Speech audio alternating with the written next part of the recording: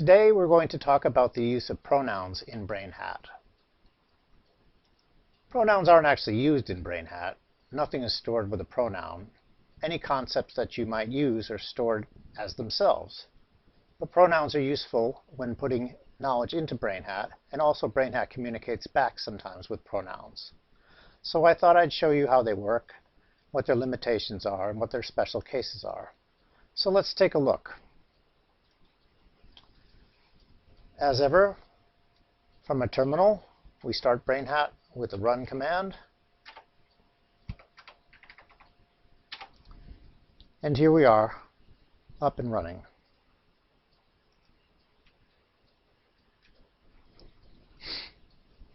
There are two important pronouns.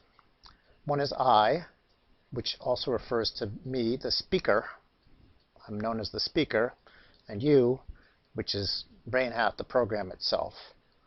So if I say speaker sees Brainhat, you see me. And if I say I see you, same thing.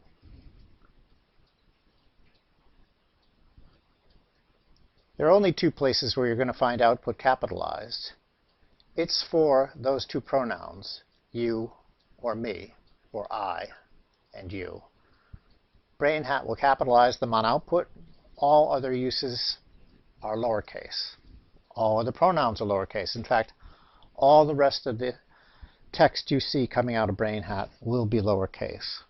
The reason for this is because there's a little trick inside that you with a capital Y happens to also be the same as me with a small m. Pronouns and pronoun disambiguation are tricky business. The correct use of a pronoun is best derived by understanding its meaning. However, sometimes we resort to algorithmic selection of nouns to justify our choice of pronouns. Where we get our pronoun resolution from is a limited portion of the first part of the context. I'll show that to you. Let's break and look at the context as it is right now. You say you see me, you say you see me, which we did do twice. You see me, and you say hello. Let's go over and look at the third element here. You see me. And you can see there are no pronouns here. What we have is the verb is to see, the subject is the speaker, and the object is Brainhat. Gender and number help choose how we're going to resolve a pronoun. Let's start over again and try a couple interesting little tests. First, we're going to mention Mario, and then we're going to mention the princess. And now we're going to use pronouns. She sees him. He sees her. You can see that we got some pronouns on output, but it was able to keep them separate and understand them. Let's mention breakfast. She sees it. Who is she? Princess is a woman. Start over again. I want to show you how events can also be pronouns. This is a little bit of a tricky area because, quite frankly, I'm not quite sure how to decide when it's going to be an event pronoun or when we're going to reference another concept. But I'll show you how it works. Here's one. Princess swims.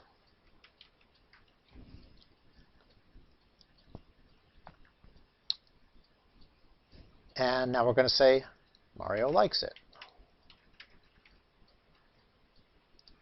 In this case, we took the princess swims as an event pronoun. Mario likes it. The object, it, was resolved to a pronoun that is the princess swimming. Now let's do it again. Princess swims in the water. This is an algorithmic choice. I'm not saying this is the best, To really make these choices requires some semantic understanding, and it's not fully implemented in pronoun disambiguation. Because as I said again, pronouns are sort of a secondary element of Brainhat so that you can converse with it. But let's try this. Princess swims in the water. Mario likes it. What are we going to get? Mario likes the water. In this case, we've made a pronoun choice not for the event pronoun that the princess swims in the water, but for the water itself. Let's do another one. Princess hates the water.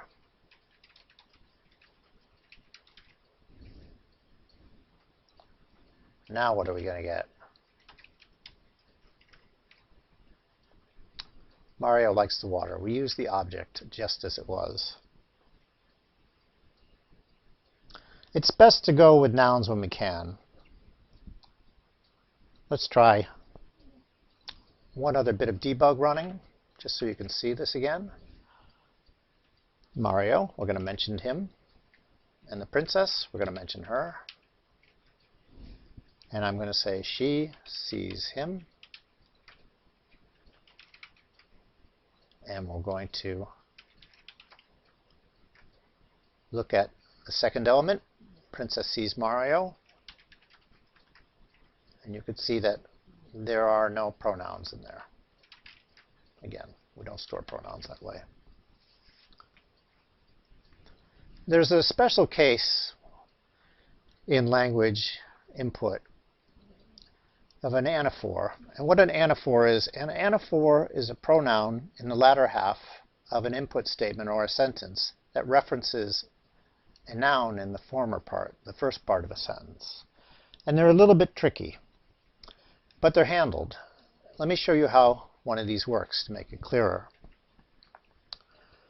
Here's a sentence where the pronoun in the second part of the sentence references a noun in the first part. It's Mario knows that he loves a princess. You can see how he resolved to Mario in the first part. Let's start another one. I could have just kept going, I suppose. Mario wants to go to bed. In this case, the anaphor sort of implied. It's kind of Mario wants that Mario goes to bed, and that's what we get.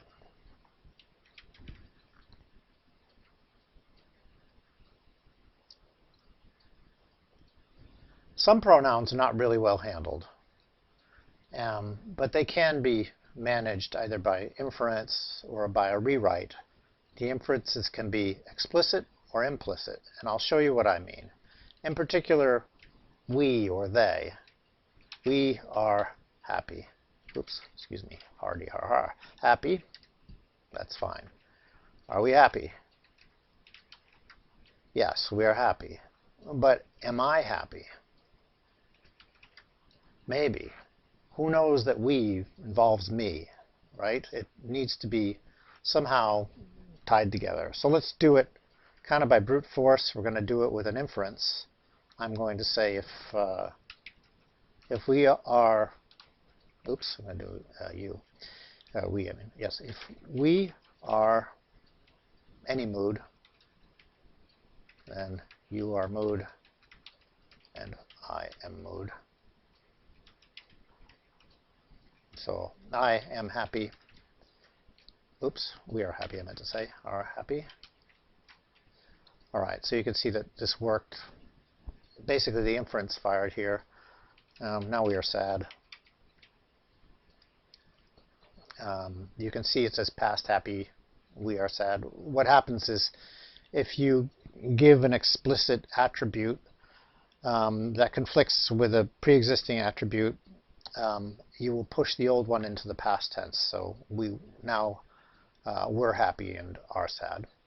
Anyway, that's one way to do it. Another one, I'm not going to show you yet exactly how to program this thing, but I'm going to tell you it's there, and it should be clear enough.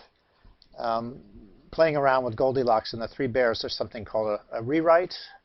A rewrite is kind of a really low-level text input rewrite for interpreting specific things, and in this case it was for the Three Bears. So if I say, the Three Bears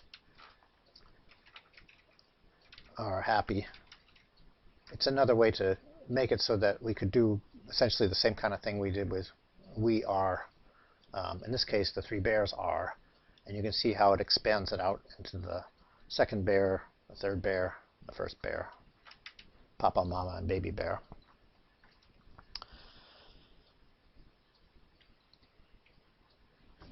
I could have said, that's good. Well, anyway, last example. Sometimes you use the gold mine. I'm just going to mention three elements here. Mario, the princess, and the dog. All right, what do we got? I know that you know that she sees him with it. Is that going to work? Well, bingo! All right. Thank you for paying attention. There'll be plenty more of these. Goodbye.